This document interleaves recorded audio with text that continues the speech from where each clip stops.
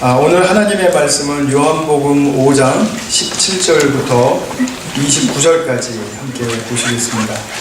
요한복음 5장 17절로부터 29절까지 제가 봉독하겠습니다. 예수께서 그들에게 이르시되 내 아버지께서 이제까지 일하시니 나도 일한다 하시매 유대인들이 이로 말미암아 더욱 예수를 죽이고자 하니 이는 안식일을 범할 뿐만 아니라 하나님을 자기의 친아버지라 하여 자기를 하나님과 동등으로 삼으심이러라. 그러므로 예수께서 그들에게 이르시되 내가 진실로 진실로 너희에게 이르노니 아들이 아버지께서 하시는 일을 보지 않고는 아무것도 스스로 할 수 없나니 아버지께서 행하시는 그것을 아들도 그와 같이 행하느니라. 아버지께서 아들을 사랑하사 자기가 행하시는 것을 다 아들에게 보이시고 또 그보다 더 큰 일을 보이사 너희로 놀랍게 여기게 하시리라.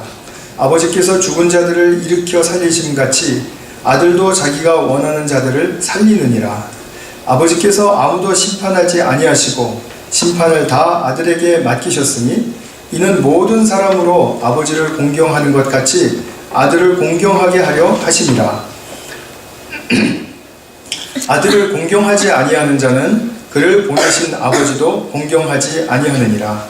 내가 진실로 진실로 너희에게 이르노니 내 말을 듣고 또 나 보내신 이를 믿는 자는 영생을 얻었고 심판에 이르지 아니하나니 사망에서 생명으로 옮겼느니라. 진실로 진실로 너희에게 이르노니 죽은 자들이 하나님의 아들의 음성을 들을 때가 오나니 곧 이때라. 듣는 자는 살아나리라.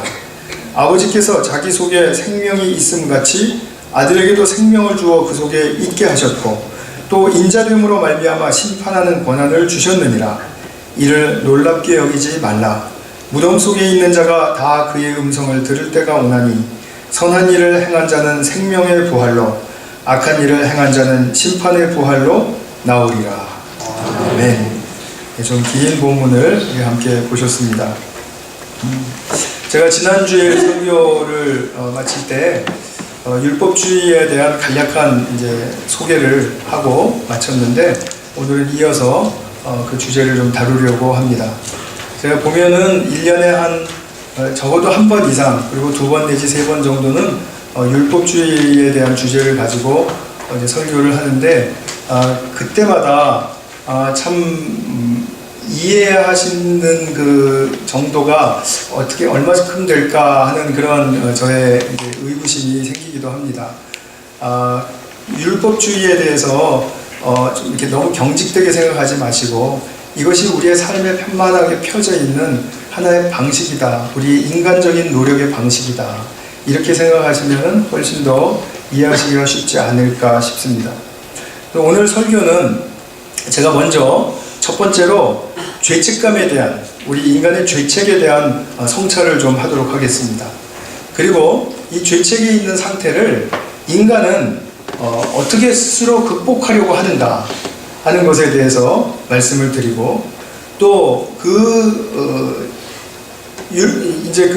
극복하려는 그 노력의 다양한 모습들, 다양한 방법들 좀 말씀드리면서 그것이 복음과 어떤 면에서 대치가 되고 반대가 되는지, 그 다음에 또 한 가지는 그렇다면은 정죄하지 않음으로 말미암아 내가 죄책을 이기는, 즉 예수님이 나를 정죄하시지 않는 그 복음의 역사 속에서 나의 죄책은 해결될 수 있다라는 그런 복음의 말씀으로 오늘 드리도록 하겠습니다. 먼저 제가 죄책에 대한 좀 말씀을 좀 드리려고 합니다. 누가복음 5장에 보면 어부 베드로의 그 물고기 잡는 이야기가 나오죠. 밤새도록 수고해서 그물을 던지고 물고기를 잡으려고 했는데 실패했죠. 그때 예수님께서 오셔서 물 깊은 곳에 그물을 던지라 이렇게 얘기했더니 제가 밤새도록 해봤지만 말씀하시니까 따르겠습니다. 그리고 깊은 곳에 다시 들어가서 그물을 던졌더니 물고기를 주체할 수 없을 만큼 작았다, 이런 이야기입니다. 근데 이 사건이 딱 끝나면서 베드로에게 참 이상한 하여튼 신기한 어떤 반응이 나오는 것을 우리가 보게 됩니다. 우리가 아시는 분들은 아시겠지만 베드로가 예수님께 뭐라고 그랬죠? 예수님께 먼저 무릎을 꿇었습니다. 이게 주님을 경배하고 주님으로 모신다라는 뜻입니다. 예배의 행위죠. 무릎 아래 엎드려서 이르되 주여 나를 떠나소서 나는 죄인이로소이다. 이렇게 말합니다. 베드로가 무엇을 잘못했습니까? 성경을 꼼꼼히 읽어봐도 베드로가 무엇을 잘못한 게 없습니다. 근데 베드로는 아주 즉각적으로 본능적으로 그 일이 끝나고 난 다음에 예수님께 나는 죄인입니다 이렇게 고백을 한단 말이죠. 자기는 최선을 다했고 실패했습니다. 그리고 예수님 말씀에 따랐습니다. 그래서 물고기 잡았는데 왜 죄인이죠? 이것은 행동에 대한 죄책을 이야기하는 것이 아닙니다. 자기 존재에 대한 죄책을 말하고 있는 것입니다. 베드로에게 들어온 생각이 이거라는 거죠. 난 도대체 뭐지? 내가 전문가이고 우리 예수님은 목수인데 비전문가인데 그리고 도대체 나는 왜 나는 왜 이 어부로서의 구실을 잘못했을까? 자신의 연약함에 대한 죄책을 순간적이고 본능적으로 느낀 것입니다. 그러니까 예수님께 나는 죄인입니다 이렇게 말하는 것입니다. 이상하게 들리실지 모르겠지만 폴 트루니에 같은 분은 사람은 이런 존재에 대한 죄책감을 어떠한 경로 없이는 가질 수 없다 이렇게 얘기합니다. 그러니까 가만히 앉아서 내 존재에 대한 죄책감을 느낄 수는 없다는 거죠. 어떤 특정한 행동이 있다든지 어떤 실패의 경험이 있다든지 내가 실수하고 잘못한 게 있다든지 그것을 돌아볼 때 자기 존재에 대한 죄책을 갖게 된다라는 것입니다. 이 죄책을 발견하는 것은 참 중요합니다. 근데 제가 이 사례로만은 이게 충분하지 않을 것 같아서 설명이 충분하지 않을 것 같아서 다른 좀 우리 평범한 사례들을 좀 말씀드려 보겠습니다. 우리 이제 아기가 자라게 되면은 어느 시기에 그 프리킨디에다가 맡기게 되죠. 우리 교회에도 우리 2살 된 사랑이가 지난주에 프리킨디에 처음으로 나가게 되었습니다. 근데 내 품에만 있던 아이를 거기다 내려놓고 떠나는 그 부모의 마음은 다 애기 길러보신 분들은 아실 겁니다. 굉장히 착잡하죠. 그리고 이거 내가 맞게 행동하는 건가? 이런 생각이 들기도 하죠. 그렇게 아이를 떨어뜨려 놓고 떠난다는 자체가 굉장히 자신에게 낯설고 그리고 이거 틀린 일 같다 이런 생각이 들겠죠. 근데 그 자기가 그렇게 하는 일에 대해서만 죄책을 느끼는 것이 아니라 내가 나쁜 엄마 아니야? 이런 생각이 든다는 거죠. 우리 사랑의 엄마가 그 얘기를 하는데 즉각 공감이 된 것은 20수년 전에 제가 우리 아들을 그 프리킨디에다가 놓고 나올 때 그 마음과 똑같았기 때문입니다. 자, 뭐죠? 자기 존재에 대한 뭔가 느낌이 오는 거죠. 근데 그건 누가 얘기해 줍니까? 자기만 그렇게 얘기합니다. 아무도 나쁜 엄마라고 얘기하지 않습니다. 근데 자신만 나쁜 엄마라고 죄책을 갖습니다. 자, 또 한 사례는요. 어떤 엄마가 아이의 식단에 모든 정성을 준비해서 이제 먹였습니다. 그런데 아이가 자꾸 시름시름 아픕니다. 그래서 의사에게 데려갔더니 특별한 병은 아닌 것 같다고 해요. 그러면서 아이가 무엇을 먹는지 꼼꼼하게 따져보았습니다. 그 결과 이 아이가 사과에 알러지가 있는 것이 발견이 됐습니다. 근데 이 엄마는 매일 아침마다 이 사과를 먹이기 위해서 모닝 애플은 골드야 이러면서 자신있게 속된 말로 처음 먹였거든요. 근데 너무나 자기는 확신이 있었는데 이 아이가 사과 알러지 때문에 이렇게 몸이 시름시름 아프다고 하는 얘기를 들으니까 어땠을까요? 그 심정 철컹 그리고 후회했겠죠. 그 먹인 것만 후회한 것이 아니라 어떤 생각 들었을까요? 나 같은 이런 미련한 엄마가 다 있나. 자기 존재에 대한 죄책감이 들어왔겠죠. 또 한 사례는요. 가족을 부양하기 위해서 밤낮으로 열심히 일하는 아빠가 늘 시간에 쫓깁니다. 그래서 아이랑 놀아줄 시간이 없습니다. 처음에는 그래 우리 가족들이 먹고 살려면 어쩔 수 없어 이렇게 정당화하지만 아이들이 자꾸 자라는 걸 보게 되니까 보면서는 차츰 내가 못 놀아준 거에 대한 죄책감을 느끼게 됩니다. 못 놀아준 거에 대한 죄책감을 느끼게 됩니다. 그리고 또 다른 아빠들은 잘하더만 난 이거 무능한 아빠 아니야, 나는 무능한 사람 아니야. 그리고 자기 존재에 대한 죄책을 갖게 되죠.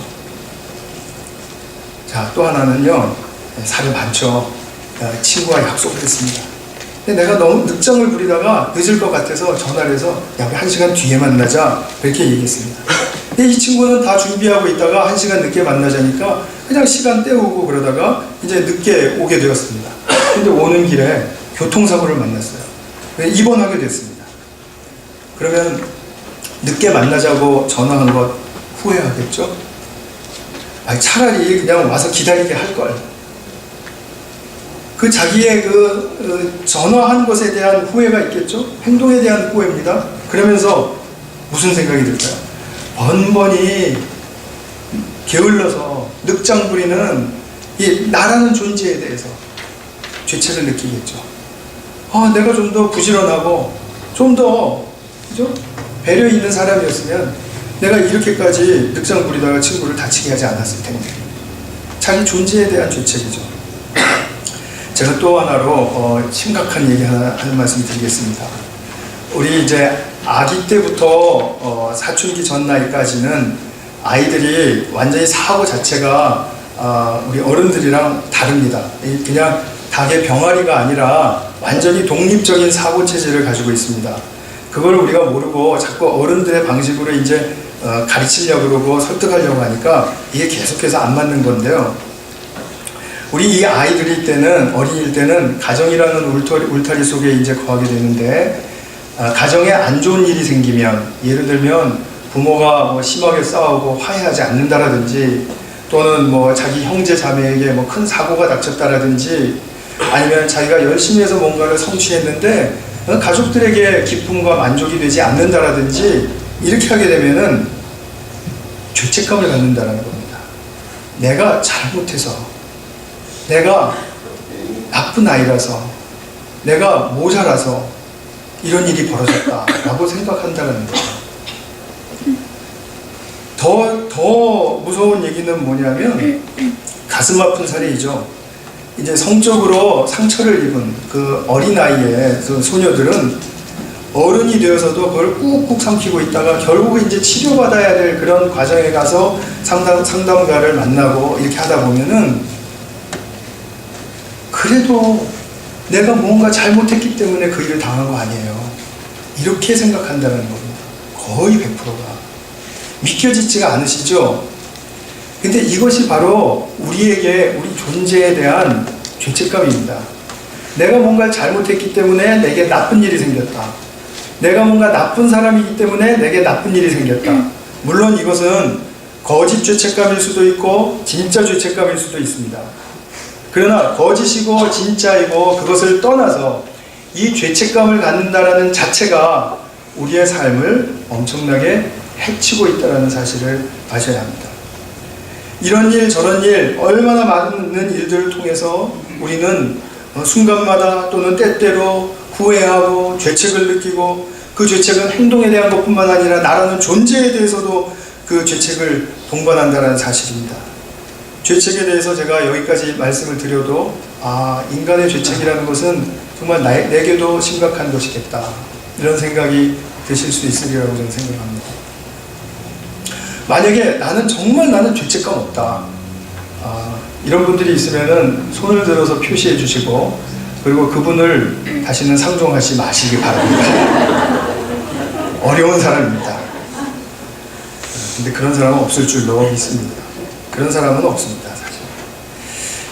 결론부터 말씀드리면 행동에 대한 죄책이든지 존재에 대한 죄책이든지 극복하지 않으면 살 수가 없습니다. 왜 그렇죠? 너무나 나의 내면과 나의 정신과 나의 삶이 괴롭고 힘들어지기 때문입니다. 제가 지난주에 잠깐 언급드렸지만 이 죄책이라는 것은, 죄책이라는 제가 말을 사용해서 그냥 죄책이라는 그것만 이렇게 생각하시겠지만, 사실은 이 죄책감 안에는 수치도 들어가 있고 열등감도 들어가 있고 두려움도 들어가 있고 불안도 들어가 있고 다 들어가 있습니다. 이것이 완전히 여러 개가 이렇게 떡반죽처럼 이렇게 뭉쳐져 있는 것입니다. 그래서 내 안에 깊은 컴플렉스로 남아있는 것입니다.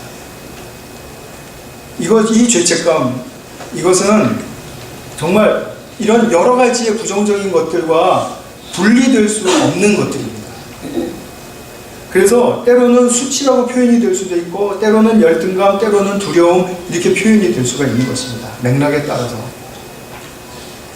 이 죄책감이 세게 나를 억누를 때 우리는 말씀드린 것처럼 괴롭고 또 슬퍼지기도 하고 또 화도 나고 우울해지고 무기력해지고 그리고 비관됩니다. 사람들 만나기도 싫고 내 일에 대한 의욕도 잃어버리고, 그래서 이 죄책감이라는 것이 우리에게 얼마나 우리의 영혼을 또 우리의 삶을 지배할 수 있는 것인가에 대한 그 가공할 만한 그 힘을 보실 수 있어야 될 것입니다. 물론 건강한 측면에서 죄책감도 있습니다. 그것은 뭐냐면 내가 하나님이 아니로구나, 난 죄인이로구나, 그것을 깨닫게 해주는 죄책감. 그리고 내가 그것으로 말미암아 하나님께로 더 절실하게 돌아가야 되겠다라는 생각을 하고 결단을 하고 돌아갈 때 그 죄책감은 어떤 측면에서 나를 하나님께로 더 깊이 들어가게 해주는 동기부여가 된 것이죠. 그러나 이 죄책감이 내 안 어디서인가 하나님께로 나아가지 못하고 분출되지 않고 표현되지 않고 내 안에 어디선가 있으면, 머물고 있으면 나의 내면 세계에 조화로운 질서는 이루어질 수 없는 것이고요. 그러니까 마음이 복잡해진다 이거죠.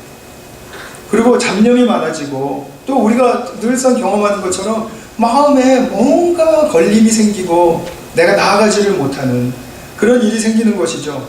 또 더해서는 이 죄책감이 나를 사로잡게 되면 나의 선한 능력을 깨어버리게 됩니다. 그래서 그냥 내가 할 수 있는 그 미니멈의 것만 어떻게 해서든지 해내면 되는 것이고, 내가 뭐 자원을 해서 뭔가 봉사를 하고 뭐 사람들을 향해서 뭔가 내가 더 적극적으로 나아가고, 그리고 두려움 없이 사람들을 섬기려고 하고, 그리고 내가 나됨을 나타내려고 하는 그 선한 포텐셜, 그것이 다 사라지게 된다는 거죠. 그래서 왜 예수님이, 왜 성경이 그토록 인간의 죄와 죄책에 대해서 집요하게 지적하시는지를 생각해 보셔야 합니다. 본문에서도 보면 병자에게 다시 찾아가셨죠. 병을 낫게 하신 다음에 다시 찾아가셨습니다. 그래서 뭐라 그러시냐면, 네가 나았으니까 이제는 더 심한 것이 생기지 않게 다시는 죄를 범하지 말라. 이 이야기는 비슷하게 8장의 가늠한 여인에게도 하시는 말씀이죠. 나도 너를 정죄하지 않으니까 너는 앞으로 죄를 짓지 말아라, 이렇게 말씀하시죠. 자, 이 사람, 이 병자의 병은 어떤 죄로 말미암았던 것 같습니다. 모든 병이 그런 것은 아닙니다. 그러나 이 사람에게 있어서는 그랬던 것 같아요. 예를 들면은 알코올릭이었는데 운전을 하다가 사고를 냈다. 그러면은 다시는 알코올을 마시고 운전을 하지 말아야죠. 지금 그런데 또 만약에 반복하게 되면 어떻게 됩니까? 그러면 옛날과 똑같은 강도로 죄와 죄책이 남는 것이 아니라 훨씬 더 크게 그 죄책이 자기를 지배하게 됩니다. 2번, 3번, 4번, 5번 이렇게 반복하게 되면 결국은 어떤 일까지 벌어질 수 있냐 하면 영혼의 파멸, 즉 하나님과의 분리된 가운데 영원히 그런 상태가 지속될 수 있다는 거죠. 이것은 굉장히 무서운 상태이죠. 그렇기 때문에 예수님의 관심은 이 사람이 또 죄를 지어서 더 깊은 죄책이 그 영혼에 남지 않기를 바라시는 것입니다. 예수님의 이 간절한 그를 향한 이 마음을 읽어내실 수 있겠죠. 바로 그것이죠. 예수님은 우리 한 사람 한 사람에게 그런 마음을 가지고 계세요. 정말 우리가 더 죄를 짓지 않아야 할 이유는 그래서 우리가 번듯해지고 사람들에게 인정받고 뭐 그렇게 해서 내가 자랑할 거리가 생기기 때문이 아니라 우리의 삶 속에 우리의 내면에 죄책이 지배하지 못하도록 그렇게 장치를 해주셔서 그것으로 말미암아 더욱더 풍성한 생명의 역사, 생명의 맛을 볼 수 있도록 나아가게 해주시기 위해서 예수님은 그토록 우리 한 사람 한 사람에게 관심을 가지고 있는 것입니다. 그럼 오늘 본문에서 싸우고 있는 그 유대인들의 이야기로 잠깐 들어가 보겠습니다. 이 유대인들은 구약 때부터 역사적으로 참 순환이 많았습니다. 정말 처절할 정도로 순환이 많았습니다. 이들은 그 순환을 겪을 때마다 고통 속에서 하나님을 찾았고, 그리고 하나님께 정말 회개했습니다. 그러면서 회개하면서 그들이 내리는 결론은 뭐였냐면, 우리가 이렇게 순환을 당한 것은 바로 하나님의 말씀을 지키지 않았기 때문이다. 율법을 지키지 않았기 때문이다. 라고 그렇게 결론을 내렸습니다. 그리고 그것으로 말미암아 자기 민족을 깨우려는 계몽운동도 일어났고, 말하자면 이제 종교적으로 말하면 영적 각성운동이죠. 이런 것도 일어났고 여러 가지가 많이 일어났습니다. 자각이 컸다라는 얘기죠. 그러니까 우리가 서로 내가 한 행동에 대해서만 죄책이 생기는 게 아니라 유대인들은 하나님께 대해서 죄책이 생겼기 때문에 지금 이 부분에 대해서는 더 크고 더 굉장히 강력한 것이죠. 그런데 율법이 과연 율법을 지키면 죄책이 없어진다라고 이야기를 합니까? 제가 굉장히 지금 복음의 핵심에서 말씀드리고 있는 것을 간파하시겠죠? 정말 율법을 지키면 죄책이 사라진다고 말하고 있냐라는 것입니다. 아닙니다. 율법은 그렇게 이야기하지 않아요. 율법은 사람이 가지고 있는 죄책을 말씀을 지킴으로써 상쇄할 수 있다고 얘기하지 않습니다. 여기서 기독교의 분명한 차이점을 보셔야 됩니다. 나의 죄책은 오직 정죄하지 않으시는 하나님과의 인격적인 관계 안에서만 상쇄되고 그 힘을 잃습니다. 그럼 마음 놓고 율법을 어겨도 되겠네요. 이런 분들이랑도 만나지 마세요. 정말 무슨 말을 할 수가 없어요. 이런 분들 때문에. 그건 아니죠. 그러면서 뭐 하라는 얘기입니까? 율법을 지키면서 뭐 하라는 얘기죠? 하나님과의 인격적인 관계를 맺고 친밀하게 그 관계를 누리고 사귀고 그 안에서 나의 삶을 전부 다 맡겨버려라. 의탁해라. 지금 그 얘기입니다. 제사를 드리는 이유도 그랬죠. 모든 구약의 초점이 그리스도를 향하고 있습니다. 그래서 오늘 본문 읽은 그 다음에 보시면 39절에 예수님이 유대인들에게 하도 답답하시니까 자기 얘기를 이렇게 하시죠. 성경에서 영생을, 이건 성경이라는 것은 구약 성경이죠. 그때 당시에 성경에서 영생을 얻는 줄 생각하고 성경을 연구하는데 이 성경이 곧 내게 대하여 증언하는 것입니다. 이 성경이 자신에 대해서 증언하고 있다는 건 무슨 말이죠? 우리가 무슨 일이 생기거나 인간의 모든 문제는 우리가 행동으로 말미암아, 우리가 어떤 여러 가지 방법으로 말미암아 해결되는 것이 아니고 예수님과의 인격적인 만남이 있어야 된다는 거죠. 만남. 정말 이 만남 이상으로 뭔가 설명할 수 있는 더 좋은 말이 있으면 좋겠는데 정말 그 말이 생각이 잘 안 나고요. 그래서 그 예수님과 만나면 그분은 나를 정죄하시지 않는다는 겁니다. 오직 나의 죄책은 정죄하시지 않는 그분과의 관계의 세계 속에서만 내 죄책이 없어지는 것입니다. 그렇죠? 정죄하시지 않으니까 죄책이 왜 생기겠어요? 정죄하니까 죄책이 생기는 거죠. 내가 정죄받는다라고 느끼고 있으니까 거짓 죄책감이라도 지금 느끼고 있는 거잖아요. 그러니까 정죄하지 않는 세계가 있다. 이것이 진짜 세계다. 예수님께서 이 땅에 정죄하고 서로 물고 뜯고 비난하고 비판하고 그렇게 서로 판단하는 이런 세상에 하나님 나라가 임했다는 것은 그 하나님 나라에는 정죄하지 않는다. 그러니까 아무리 죄가 있고 죄책감이 있고 하더라도 그 사람 들어가면은 죄책감이 없는 사람이 되어버리는 거예요. 그런 자신의 현실을, 진짜 현실을 보지 못하고 있으니까 예수님은 지금 이 유대인들과 계속해서 싸우는 것입니다. 아니 그게 아니라 예수님이 싸우시려고 싸우는 게 아니라 유대인들이 더 싸움을 걸었죠. 사실은 죽이려고까지 하니까 유대인들은 그런 걸 볼 수가 없는 거예요.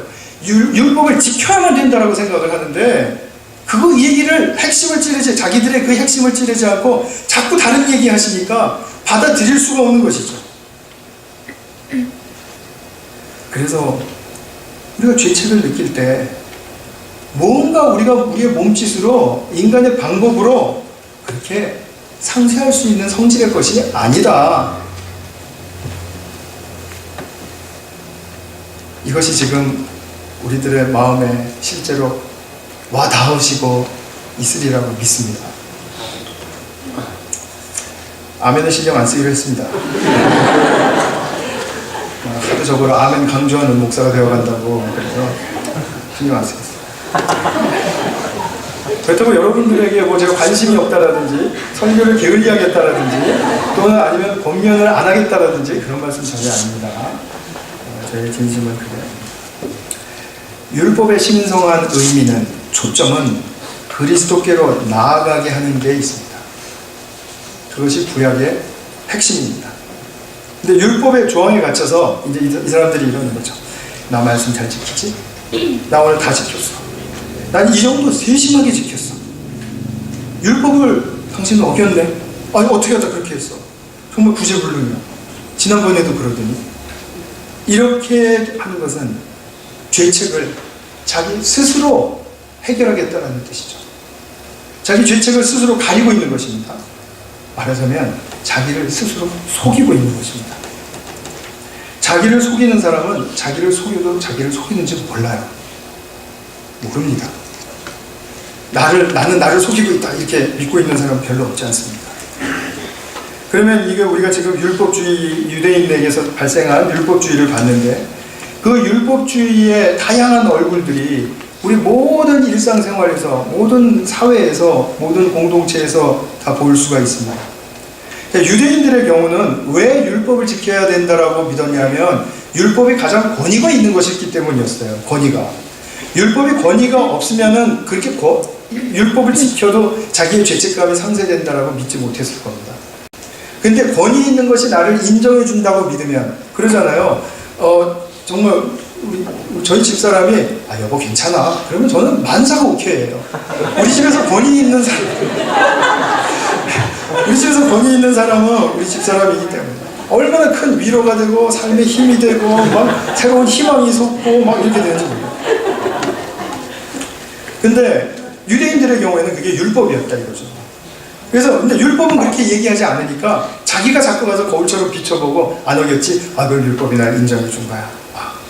그래서 나는 이제 죄책에 갖지 않는 거야. 않을 수 있는 거야. 이렇게 하는 것이 바로 율법주의입니다. 그러면 토라가 없는 사람들, 율법이 없는 사람들 생각해 보겠습니다.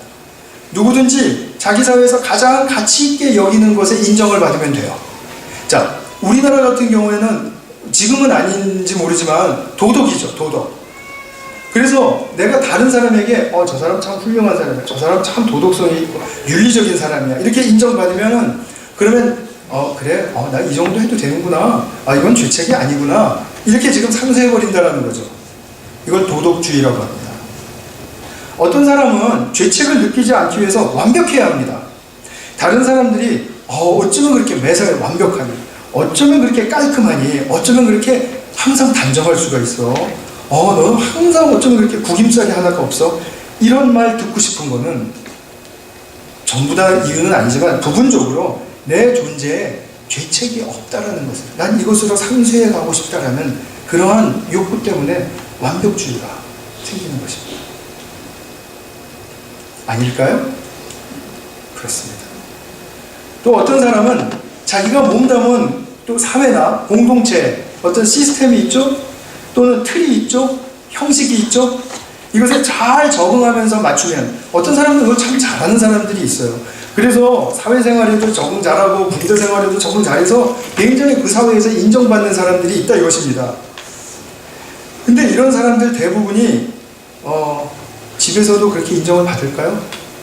받지 못할 가능성이 크죠. 받지 못할 가능성이 있습니다. 그럼 집에 와서 그러죠. 내 사회에서 나를 얼마나 훌륭하다고, 군대에서 나를 얼마나 훌륭하다고 칭찬하는데 우리 가족들은 왜 날 이렇게 진가를 몰라주고 말이야. 우리 가족들은 몰라도 한참 몰라. 뭐 이러면서 그렇죠. 그러나 정작 자신이 정말 뭘 몰라도 한참 모르는 거죠. 어떻게 직장생활 형식에 자기가 잘 적응한 것과 가족에게 인정받을 수 있는 것과 같은 맥락에다 놓고 생각할 수 있느냐 이것입니다. 말이 안 되지 않습니까? 또 어떤 사람은 이것을 형식주의라고 합니다. 그렇게 불러보겠습니다. 어떤 사람은 원칙에만 충실하면 된다고 하는 사람이 있어요. 원칙의 가치가 높은 사람이죠. 남이 인정하는 것일 수도 있고 자기만 붙들고 있는 원칙일 수도 있습니다. 이 자기만 붙들고 있는 원칙을 이제 우리가 흔히 개똥철학이다 뭐 이렇게 부르죠. 이것으로 자기의 죄책이 드러나는 길을 아주 봉쇄해버리는 거죠. 나는 원칙을 따르는 사람이야. 룰 팔로워. 그죠? 나는 나대로 할 거야. 나는 양심의 가치가 없어. 나는 죄책 없어. 난 잘못 없어. 원칙주의죠. 제가 지난주에 율법주의는 원칙주의, 형식주의, 완벽주의, 그리고 도덕주의는 언급을 안 했습니다만 오늘 말씀드렸죠. 도덕주의. 이건 다 같은 맥락이 있다고 말씀드렸죠.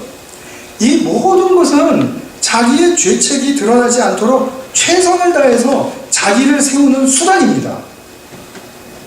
완전 인본주의적인, 인간 중심적인 인간의 노력이고 인간의 생각이고 인간의 방법입니다. 이 모든 것은 뿌리가 되는 죄책, 아까도 말씀드린 것처럼 열등감, 수치, 두려움 이런 것들을 가리고 나름대로 자기가 처리하고, 이게 중요한 부분이에요. 나름대로 자기가 처리하려고 한다는 겁니다. 또 이것이 드러나지 않게 막으려는 하나님 중심의 방법이 아니라 인간 중심의 방법이라는 거죠. 이거를 자부책이라고 부를 수 있겠죠. 스스로 나를 구원하고자 하는 그런 방법이죠. 자부책입니다.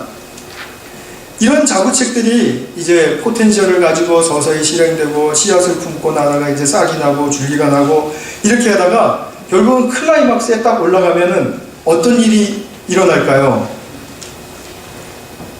비판하고 정죄하는 일이 일어나는 것입니다. 사랑하는 여러분, 우리가 비판하고 정죄하는 것은 굉장히 결론적인 요소를 가지고 있습니다. 아, 끝까지 갔구나 이렇게 생각하시면 됩니다. 내가 만약에 누구를 비판하고 정죄하고 있으면 아, 내가 갈 때까지 갔구나 그렇게 생각하시면 되는 거고요. 내가 누가 비판하고 정죄하는 말을 들으면 아, 정말 이게 정말 힘이 빠진다, 기운이 빠진다, 이런 생각 하실 수 없겠습니까? 클라이막스에 이르면 비판하고 정죄하는 것이 그것이 최고봉이고, 그 다음에 결론으로 가면 많은 이제 부작용들이 일어나는 거죠. 뭐 화목이 깨진다라든지, 뭐 배척이 일어난다라든지, 소외와 그 다음에 무시가 일어나고, 이런 것들은 그냥 결과예요. 비판과 정죄의 결과니까 그건 자연스럽게 일어나는 거죠. 그렇기 때문에 비판과 정죄는 항상 우리가 굉장히 경계해야 될 나의 그 아주 중요한, 말하자면 레드 시그널입니다. 적신호입니다. 남의 눈에 티는 보고 뭐 자기 눈에 대들보는 못 본다. 그런데 본인도 이렇게 주장하죠. 나는 내 눈에 대들보도 봐요. 근데 티가 잘못됐다는 거죠. 또 이렇게 억지를 부리는데 아주 정말 참 죽을 맛이죠. 자기도 모르게 본능적으로 그런 것입니다. 자기도 모르게 본능적으로 그런 것입니다. 이 자부책들이 우리 교회 안에도 많지 않습니까? 인간 사회는 어떤 잘못을 남이나 공동체나 사회나 리더에게 전가하는 아주 깊은 나쁜 습관을 가지고 있습니다. 다 그런다고 해서 그게 아무렇지도 않은 것이 아닙니다. 아주 나쁜 습관입니다. 왜 그렇습니까? 비판하고 정죄하는 말 딱 2분만 들어보세요. 집중해서 내 상태가 정상인 상태가 되는지 안 되는지 실험해보세요. 되게 힘 빠지고 피곤해요. 왜 내가 비판하고 정죄함으로 말미암아 다른 모든 사람들을 그렇게 피곤하게 만들어야 합니까? 그렇다고 해서 자기는 안 피곤한 게 아닙니다. 자기도 거기에 대해서 에너지를 많이 소모해버렸기 때문에 선하고 긍정적으로 볼 수 있는 눈을 잃어버리는 것입니다.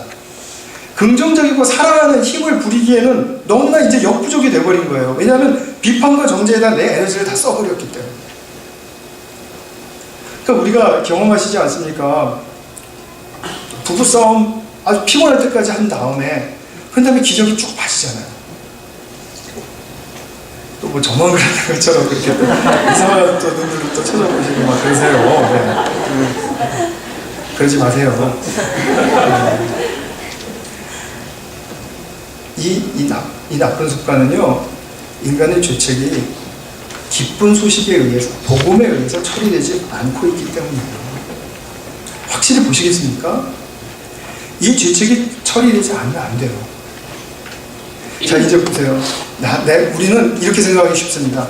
내가 힘 있는 자리에 오르거나, 내가 나이를 많이 먹어서 뭐 연륜이 쌓이거나, 나는 경험이 있거나, 그러면 나는 이 정도, 내가 왜 이 정도 말 못해? 왜 이 정도 비난하고, 이 정도 탓하지도 못하나? 아직도 내가 그런 낮은 자리야? 이런 것을 낮은 자리라고 생각하고, 내가 이렇게 됐으니까, 내가 이 정도 됐으니까 나 그런 거 할 수 있는 자라고 생각한다면, 그것은 정말 가슴 아픈 교만이죠. 그렇기 때문에 나이가 들수록 더 조심해야 되고 경계해야 되는 것이죠. 내 자리가 올라가고 내 지식이 쌓여가고 그리고 나의 모든 뭔가 사람들에게 인정받는 것들이 더 커져갈수록 조심해야 되는 것이죠. 그런데 이것을 우리가 어떻게 해결합니까? 예수님은 이러한 동족의 우려를 꿰뚫어 보셨고 그들의 한계와 결과를 보셨습니다. 그들은 이미 비판하고 정죄하고 있었습니다. 그렇기 때문에 앞으로 비판과 정죄를 자기들도 똑같이 받을 것입니다. 이것은 부메랑처럼 돌아오는 것입니다. 제가 3장 16절 이하 본문에서 강해 말씀드릴 때 이런 말씀을 드렸습니다. 심판이라는 말을 정죄로 바꾸자 이렇게 말씀드렸죠. 훨씬 더 우리에게 와닿습니다. 이미 그들은 죄의 클라이막스에 가 있어요. 비판하고 정죄하기 때문입니다. 아무리 사랑하는 사람이라도 비판과 정죄는 비인격적인 관계를 낳게 됩니다. 제가 아무리 사랑하는 우리 아들이고 아무리 사랑하는 제 와이프고 제 처이고 하더라도요, 제가 지적질하고 그리고 정죄하고 그리고 비판하죠. 그러면 우리 관계는 인격적인 관계에서 슥 색깔을 바꿔요.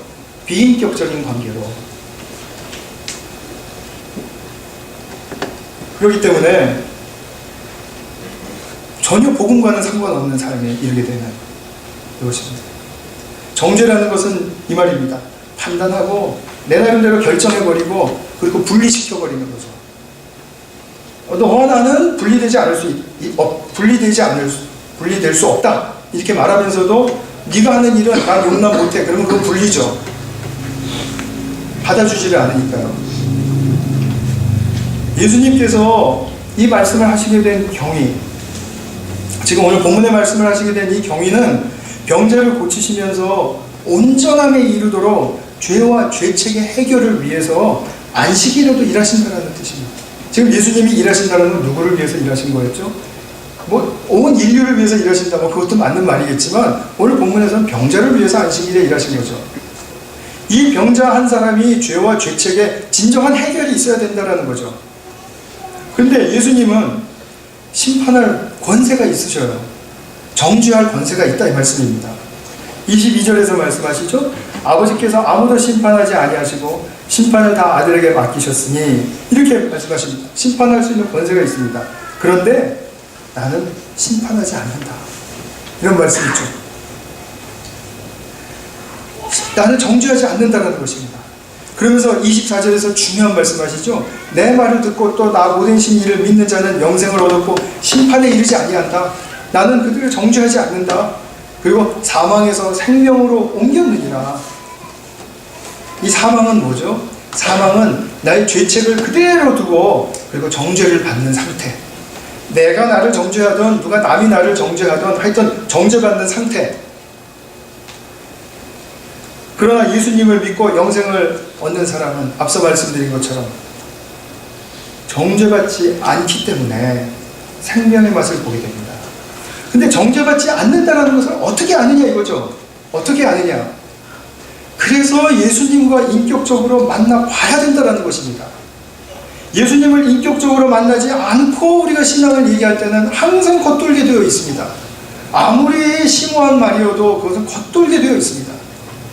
그러나 아무리 단순하고 한마디라도 예수님과 인격적으로 만난 사람은 그 말에 진의를 담고 정죄 없는 그 복음을 분명하게 이야기할 수 있습니다.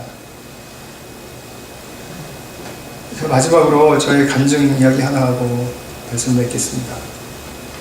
저는 목회자가 되기 전에 쭉 그래 왔고요, 대부분. 그리고 되고 나서도 저의 연약한 어떤 삶의 방식 때문에 저희 가족들에 대해서 죄책감이 있었습니다. 나는 이거 분명하게 더 이상 내가 핸들이 안 되고 더 잘 안 되는 거예요. 그래서 아까 베드로처럼 정말 난 죄인이라는 걸 알고 죄책감이 있었습니다. 근데 그 죄책을 제가 인정하려고 하지 않았어요.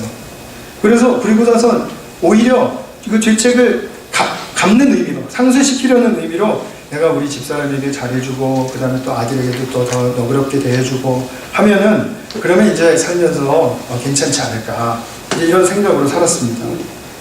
근데 때때로 그때 과거가 생각나면 이제 우리 집사람과 제가 얘기하다 그러면은 날카롭게 막 이것이 이제 찔리고 대립이 되는 겁니다. 그러면 내가 그동안 이렇게 좀 잘하려고 애를 썼는데도 이게 아직도 도루묵이네? 그냥 제자리로 돌아가 버렸네 하는 그런 것 때문에 참 시리도 많이 되고 참 많이 힘들었습니다. 그러면서도 그것이 뭐 그렇게 큰 문제냐 이렇게 여기면서 살았어요. 근데 어느 날 어느 상담가에게서 제게 상담가가 제게 질문을 했습니다. 당신은 그때 상황에 대해서 길티를 느끼냐, 길티하냐. 그래서 제가 잠깐 생각했습니다. 사실 말하기 싫었어요. 그런데 용기를 내서 말했습니다. 나는 그때 일에 대해서, 그때 시기에 대해서 길티합니다.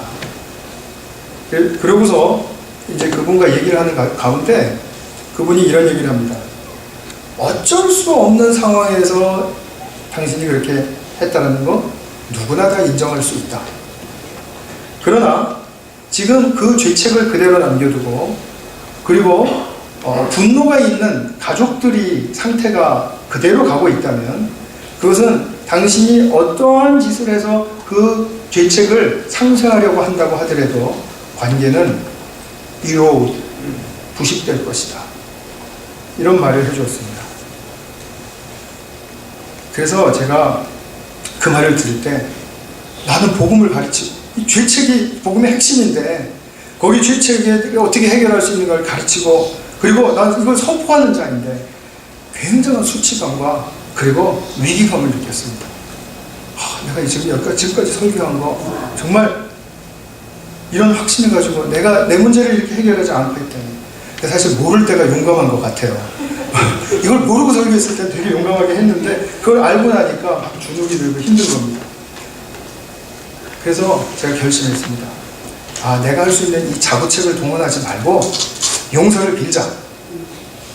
그래서 그 결심을 한 가까운 어느 날 제 처와 딱 둘이 앉았을 때 정말 용기를 내서 제가 용서해달라고 말로 빌었습니다. 그러고서 이제 저분이 나를 정죄하실 것인가 안 하실 것인가 부들부들 떨고 있는데 제 처가 아주 많이 기뻐하더라고요. 당신이 그렇게 말로 나에게 할 수 있다는 것에 대해서 나 사실 기다려왔다. 그리고 당신이 그렇게 얘기해줘서 참 힘이 난다. 그러면서 하는 얘기가 앞으로도 이것들이 다 생각이 나고 힘들 때도 있겠지만 그러나 나는 그 힘들어지는 그런 것 때문에 당신 미워하지 않을 수 있다. 그리고 또 이제는 이것 때문에 나는 내 자신에 대해서도 이런 문제에 대해서 극복할 수 있는 힘이 생겼다. 나 그것을 믿는다. 이렇게 얘기를 해줬는데요. 정말 밥상을 뒤집어 엎고 제가 할렐루야 할 뻔했어요. 그동안 제가 십수년입니다. 십수년 동안 내 나름대로 풀어보려고 오래 애써왔던 그 죄책이 정말 바람 빠지는 풍선처럼 힘을 잃은 것 같았어요. 아직도 여전히 미안하긴 합니다. 그러나 그 미안한 것 때문에 내가 정죄받는다는 느낌은 안 들어요. 단지 앞으로는 내가 이런 부분에 있어서 나를 더 개선해 나가야 되겠구나 하는 어떤 희망적인 요소를 갖지, 그 과거에 붙들려서 이걸 좀 상쇄하기 위해서 내가 이것도 해주고 저것도 해주고 내가 참고 막 이렇게 해야지, 일을 악물어야지, 이렇게 내 스스로에게 짐을 지어주는 일을 하지 않게 되었다는 것입니다. 이것이 자유죠. 오늘 제가 설교한 내용들을 말씀을 좀 정리를 하겠습니다. 첫 번째로, 죄책을 발견하는 것은 첫 번째 단추를 끼우는 일입니다. 거짓된 죄책이든 진정한 죄책이든 상관없습니다. 예수님 앞에 가면 다 해결되니까 괜찮습니다. 죄책을 발견하는 것이 급선무입니다. 두 번째로는, 인간의 노력으로는 해결할 수 없다입니다. 그럼에도 불구하고 인간의 노력은 이것을 해결하기 위해서 엄청난 애를 쓰고 있다는 거죠. 아까 무슨 주의 말씀드린 것과 더불어서 또 여러 가지 많습니다. 죄책을 이기기 위해서 쾌락주의도 있을 수 있고요. 그런데 인간의 노력으로 해결이 안 될 뿐만 아니라 이것이 해악을 끼친다. 비판과 정죄, 그리고 반목과 깨어짐으로 결과를 맺게 된다. 그래서 세 번째, 정죄받지 않는 세계를 발견하고 그 세계로 들어가야 한다. 그것이 바로 예수님과의 인격적인 관계의 세계입니다. 예수님을 믿으면 영생을 얻은 자로서 정죄를 받지 않는다. 그리고 생명을 누린다. 라는 이 말이 24절의 말씀, 바로 그것이죠. 아까 제가 읽어드린 말씀. 오늘 집에 돌아가시면은 요한복음 5장 여태까지 어려워서 잘 이해가 안 되셨을지 모르겠지만, 그렇다 하더라도 여러 번 읽어보십시오. 이 제가 드린 말씀의 맥락에서 생각하시면은 복음의 핵심과 더불어 깊은 깨달음이 오실 수 있으리라고 믿습니다. 심판 대신에 정죄라는 말로 바꿔서 읽어보시고, 생명 대신에 기쁨, 자유, 경의, 이런 말을 대입해서 꼭 읽어보십시오.